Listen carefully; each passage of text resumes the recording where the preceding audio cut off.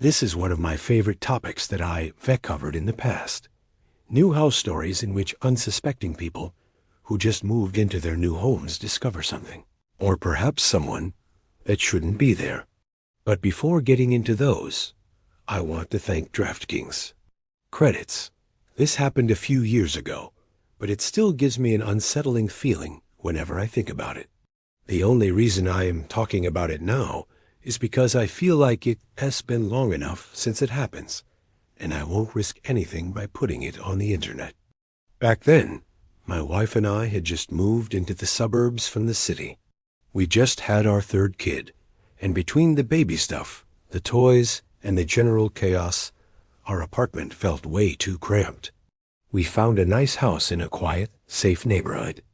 The neighbors described it as the kind of place where you'd feel fine leaving the doors unlocked. The house itself wasn't massive, but it was definitely a step up from the tiny space we'd previously been living in. One of the features that caught my wife's eye was the backyard. It had this beautiful, slightly overgrown garden with a few old statues scattered around. They were weathered, a little eerie looking, like something out of Game of Thrones. I know it sounds weird, but my wife and I loved it, said it gave our yard character. I was pretty indifferent, so I left everything as it was, statues and all. I figured it was less work for me, which I was never going to complain about. A few days after we moved in, I was looking out the window, taking in the yard, when I noticed something odd. One of the statues, an angel I think, was facing away from the house. All the others were facing toward us, so it looked strange. I could have sworn they all faced the same direction, but I didn't really know for sure. I didn't think much of it, and just assumed I was misremembering things. The next morning, I looked out the window again, and that's when I noticed it. Another statue had turned around, again facing away from the house.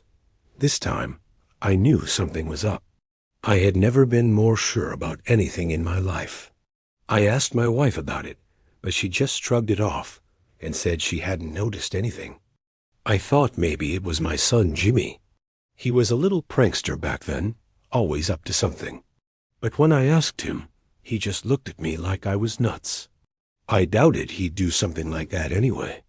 I knew something was going on though, but I couldn't prove it. I didn't want to make a big deal out of it, so I tried to ignore it. Besides, I had bigger problems to worry about. I don't like admitting it, but money was really tight during that time, and I lived in perpetual fear that I was going to lose my job. A few days went by without anything strange, and I started to relax. But then one evening, I looked out the window, and my heart nearly stopped. All of the statues were lined up in a row at the very edge of the house, just standing there. It was a freakish sight, like something out of a horror movie. I know it sounds ridiculous, but part of me could feel all those eyes looking at me. My breathing went shallow. I couldn't decide whether it was more scary or bizarre. I went outside to get a closer look, trying to make sense of it. Before opening up the back door, I took a few nervous glances around the yard to make sure there was no one out there. It was daylight, but I was paranoid.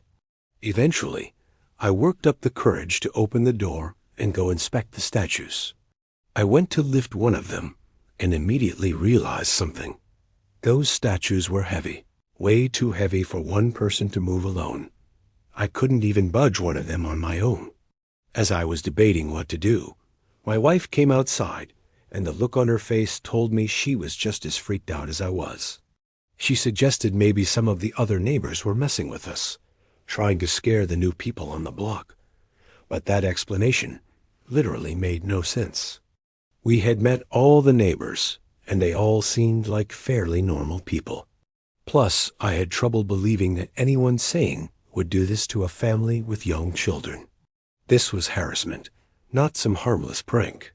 We ended up calling the police, but as you might expect, they couldn't do much. They suggested putting up some security cameras, but we didn't have the money for them. I told the cops we would, but on the inside, I was really reluctant to do something so drastic. They left, and I guess I felt a little better, even though my wife was still extremely shaken up. My wife and I did everything we could to hide the situation from our kids. Say what you will, but we didn't want to scare them. Nothing happened the next day or the next. I speculated that the cops had scared whoever was there away, which did track on many levels. So we tried to forget about it, even though neither of us really felt comfortable. I tried to assure myself that maybe my wife was right. Maybe it had just been a prank or something. That didn't do anything to calm my nerves, though.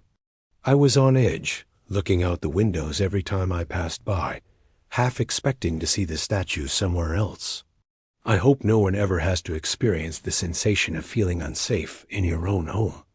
A few days passed without incident. I started thinking the nightmare was over, and for the first time in a while, the house was actually starting to feel like home. I could not have been more wrong. It was a weekend. I don't remember whether it was Saturday or Sunday, but it was definitely a weekend since my kids didn't have school. After some breakfast, I went outside to play in the yard with my kids, and that's when I saw it. Spray painted in big black letters on the back wall of our house were the words "Go away." I nearly dropped my son when I saw it. Without thinking, I rushed my kids inside and told my wife to stay in the house with them. I don't know what came over me. I'm not that brave of a guy, but I started sprinting through the garden, screaming threats at whoever had vandalized my house. Adrenaline was coursing through my veins, and I was looking for a fight. No one was anywhere in my yard, though. Eventually, I gave up looking. As I was walking back towards the house, the adrenaline in me turned to outright fear. This was serious. Someone had left a direct message meant to scare us. They could have meant us harm, and I knew the situation was only going to escalate from there. The police came again and took down another report, but without any leads, there wasn't much they could do. I insisted that they stay on the property in case those people came back, but they told me they didn't have enough evidence to waste resources like that. As far as they knew, some teenage delinquents could have been behind the graffiti. I couldn't believe what I was hearing. They told me they'd make sure a patrol officer was nearby, which I guess was some kind of consolation. My wife was twice as upset as I was, so I reassured her that we'd be okay, even though I was freaking out internally. That night, I was in the kitchen when I heard my wife scream from the living room. I ran in, and she was standing by the window, pointing outside. I looked, and my stomach dropped. There were 5 people standing in our backyard, each of them wearing white face coverings. They were dancing around in a strange, jerky way, almost like puppets. We just stood there watching them, too shocked to move. It was terrifying. I don't know what they were trying to accomplish, but it was the most disturbing thing I'd ever seen. I snapped out of my haze and grabbed the biggest kitchen knife we had. I basically screamed at my wife to call the police, and while she was doing that, I ran out the back door with a knife in my hand. I screamed like a clinically insane person and took one step toward them before instantly regretting it. There were 5 of them and 1 of me. They could have been harmed. Before anything else could happen, I turned and ran back inside the house like a coward. The knife must have scared them, though, because they stopped dancing and ran into the garden, out of sight. I told my wife to run upstairs, find the kids, and hide, and I guarded the back door in case they tried to break in. By the time the police arrived, those people were gone. The police did a thorough search, but couldn't find any trace of them. That was the last straw. I didn't care about the costs. I bought and installed security cameras the next day. My wife was hysterical for weeks after that, begging me to let us move somewhere else. I told her that if one more thing happens, that we would, but that we'd probably be screwing ourselves financially if it came to that. Luckily, the cameras must have done the trick, because those people never returned, and we never had another incident occur on the property. The scariest thing, though, is that we still live in the same house, and never got an explanation for what happened. My wife, Taylor, and I recently moved out of our old home.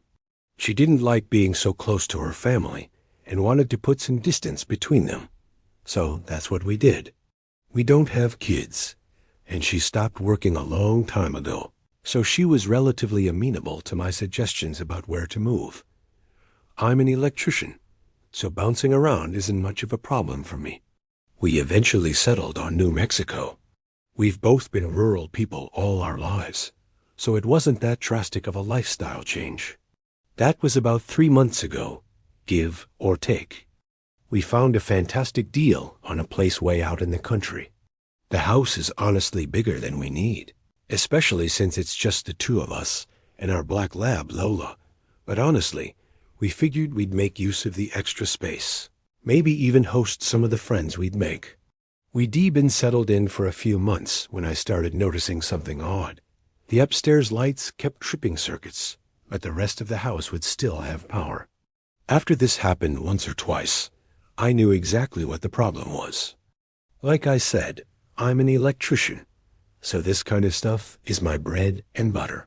I figured it would be an easy fix, just a matter of rearranging some of the load on the breaker, which, in all likelihood, was downstairs. Times like those make me happy that I am the type of guy who knows how to fix things.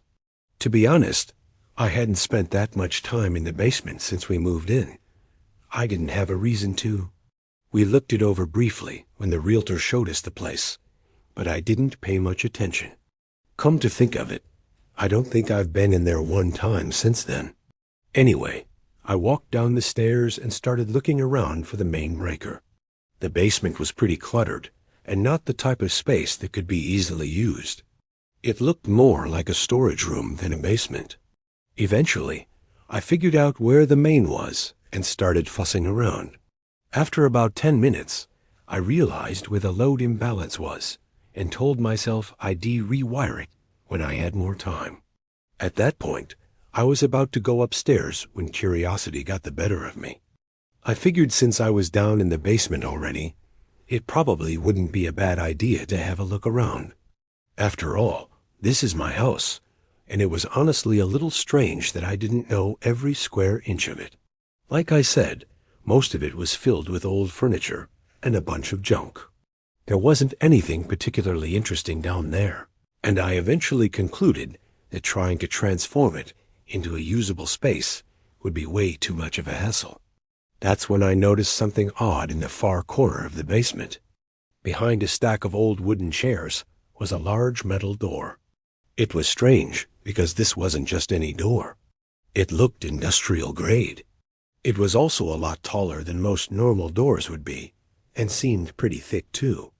I walked over to it, and my suspicions were confirmed. It looked like the type of door you'd see securing a walk-in safe or some kind of panic room. My first thought was maybe it was a tornado shelter or storm room or something, but that would be a weird surprise. You'd think the realtor would have mentioned a feature like that. I tried to open it, but the handle wouldn't budge. It was locked. I immediately went upstairs and started rummaging through the drawer of keys the previous owner had left behind in case we locked ourselves out or something, but none of them worked on the door. I must have tried like 15 keys or something, but no luck. I eventually told Taylor about it, and she was just as curious about it as I was.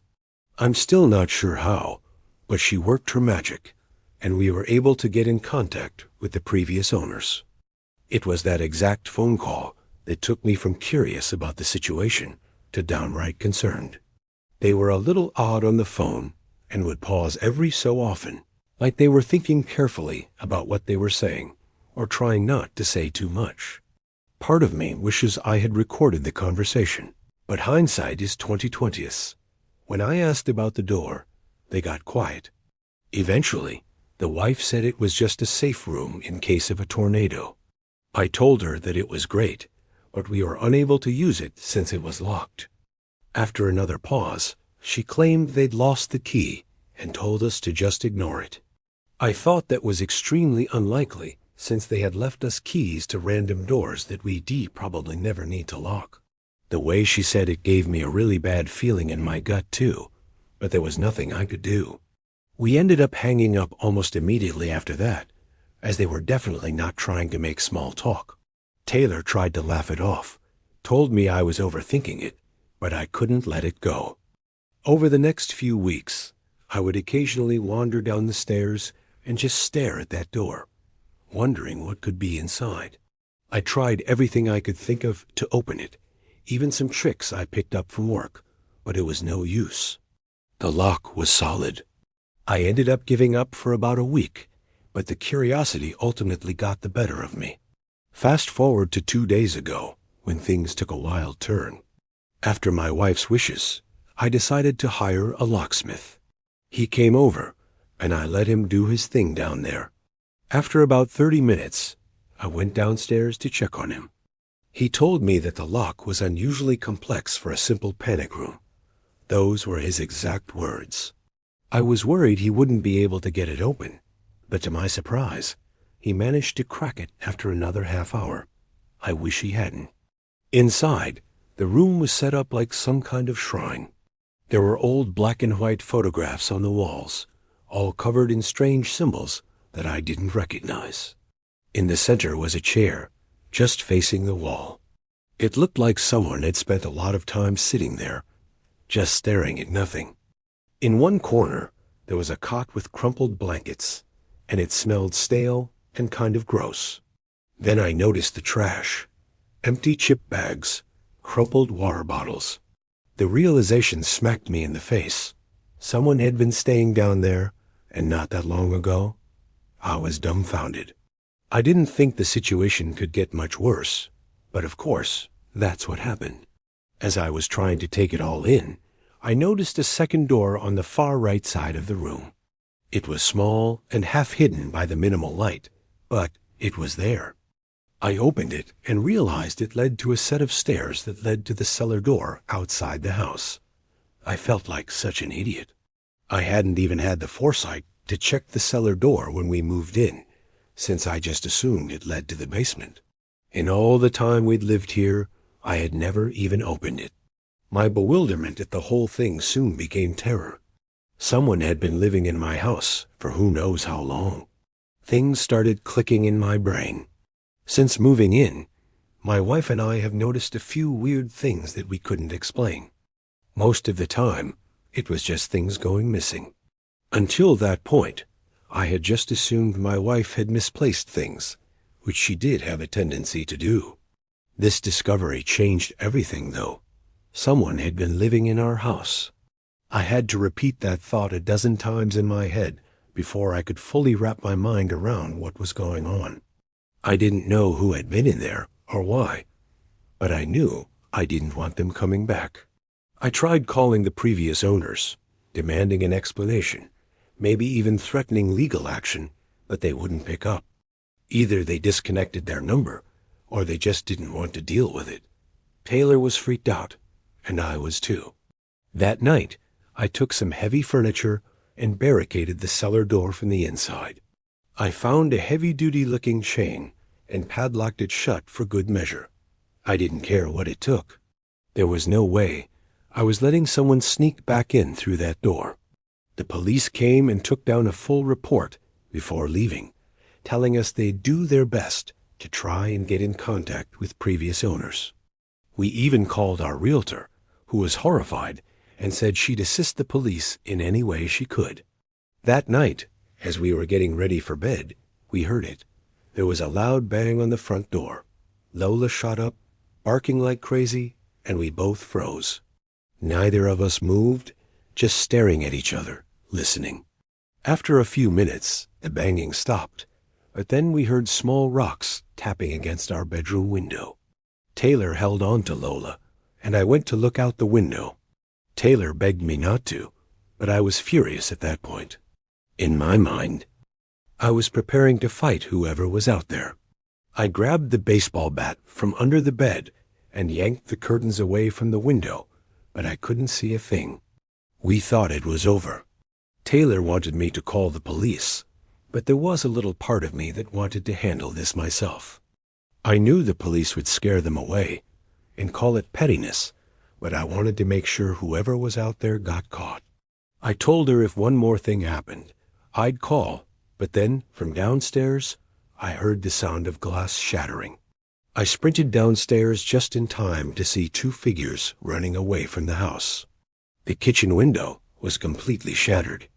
It was then that I called the police, who showed up not long after. They searched the house and the basement, but there was no sign of forced entry into the storm room. They didn't find anyone on the property either. Their best guess was that whoever had been living down there was angry when they realized they were locked out and decided to come back and scare us. I was both furious and horrified. My wife has been a wreck ever since. The police escalated the situation since an actual crime had happened and said they were working on tracking down the previous owners, but that it could take a few days. That was 2 full days ago, and we still have not been able to get in contact with them.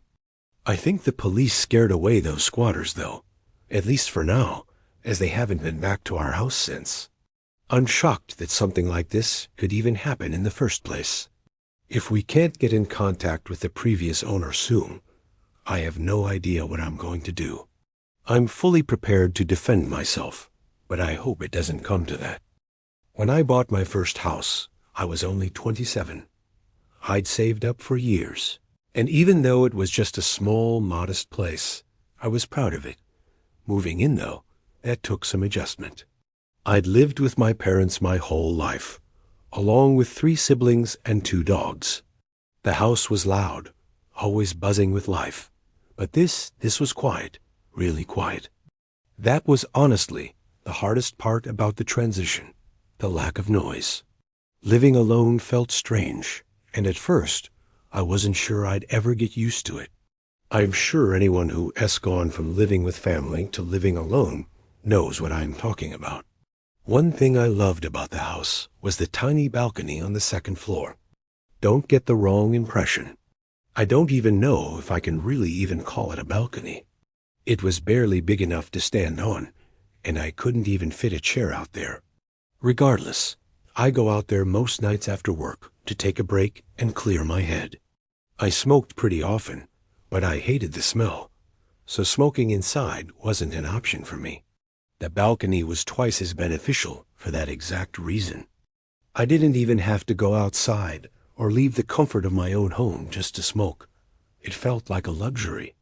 I'll describe the layout of the property, so what I'm about to tell you makes sense. The block I lived on was pretty standard, with houses adjacent to each other all the way down the street. Behind mine was exactly the same, meaning everyone's house would be sharing a backyard if it weren't for the 10-foot-tall fences designating the property lines. From my balcony, I could see over my backyard neighbor's fence and into his yard. You could see the whole place, really. After a few weeks, I realized I'd met almost all the neighbors except him. Come to think of it, I don't think I had ever seen him, let alone have a conversation with him.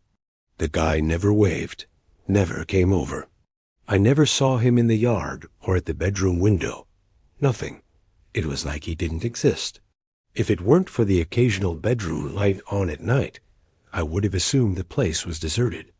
I guessed that there was an old person living there, since the grass looked like it hadn't been cut in years, and I never heard any sounds from their yard. After another week, curiosity got the better of me, and I decided to go introduce myself and at least put a face to the name. One Saturday, I walked around the block to his place, expecting to knock on the door and maybe make some small talk, but the house looked rough. Rough was an understatement. It looked completely untouched. The yard was a mess, overgrown with weeds, and the whole place looked like it had been ignored for years.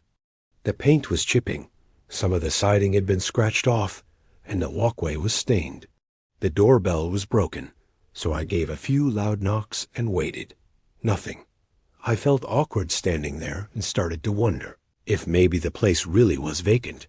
But then I saw a slight movement behind the window shade, just a flicker, like someone was peeking out. That was enough for me. Someone was in there, spying on me, but wouldn't open the door for some reason.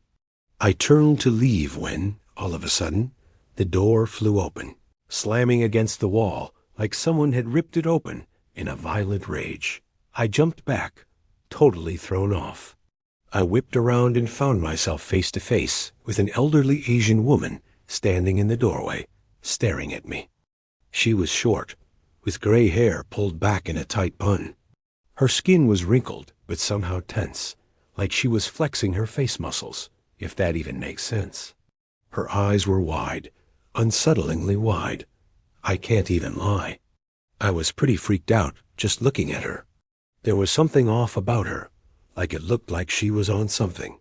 She didn't say a word, just stared with no expression on her face. Eventually, I cleared my throat and introduced myself as her new neighbor.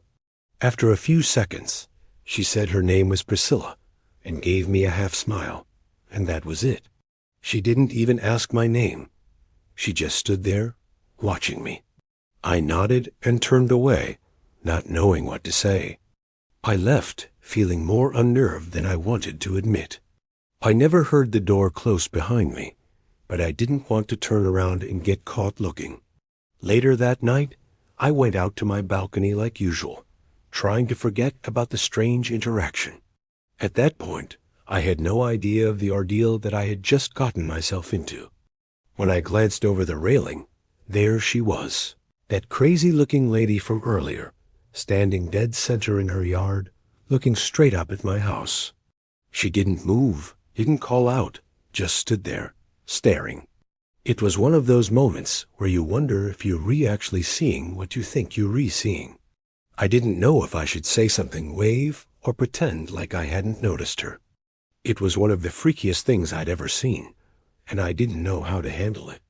I went back inside and told myself she was just a little messed up in the head, and that I shouldn't be getting worked up over a harmless old lady. But it didn't stop there.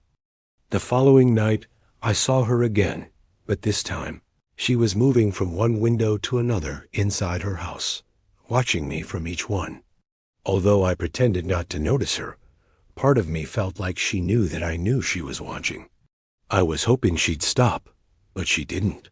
She was still looking at me when I finished smoking and turned to go inside.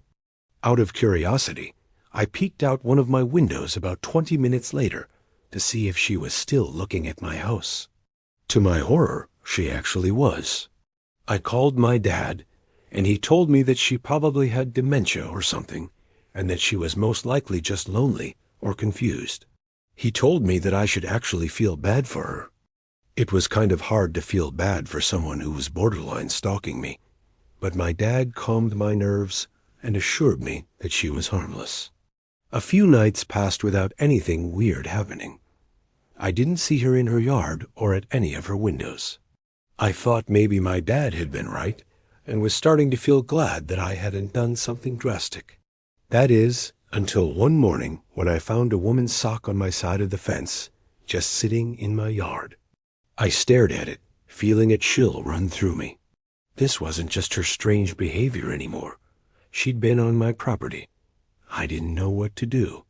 I didn't want to confront her, but I was starting to feel like I couldn't ignore it either. I should have called the police right there, but I didn't because I didn't want to create issues with a neighbor. That night, as I was laying in bed, the doorbell started ringing. Not once, not twice, at least a dozen times, one right after the other. I didn't even need to look. I knew it was her. In my tired haze, I wasn't thinking clearly. I was more annoyed than scared. I got up, threw on a shirt, and went to the door, telling myself I'd just ask her to leave me alone. I told myself that I'd been putting this off for long enough, and it was about time I dealt with it. I have no idea why I wasn't scared in that moment. I still look back and cringe at how flippantly I handled the situation. I don't even want to say I was naive, but I can't think of a better word to describe my attitude to it all. The second I opened the door, she lunged at me. She ran full speed at me with a kitchen knife in her hand, her face twisted in rage. She started screaming, yelling something about how I had taken her son from her. I barely had time to process what was happening. I grabbed her arm, managing to wrestle the knife out of her grip, and I pinned her down on the floor. She was easy to overpower, but that didn't make the situation any less terrifying. My heart was racing, and my hands were shaking as I held her there and called the police. She was still screaming nonsense about her son and told me that she was going to kill me. At one point, she tried to bite me, but I wasn't going to let her go until the police arrived. It was the longest 5 minutes of my life. She never stopped screaming or squirming the entire time. When the police finally arrived, they restrained her and forced her into one of their cruisers. She screamed the whole time, and I could still hear her screaming even after they shoved her in the car. I had never been more scared in my life. The police made sure I was okay and told me she'd be sent to some kind of psychiatric facility. I never saw her again after that. This incident still weighs pretty heavily on my mind and has definitely made me a more paranoid and cautious person. I ended up moving out not even a year later,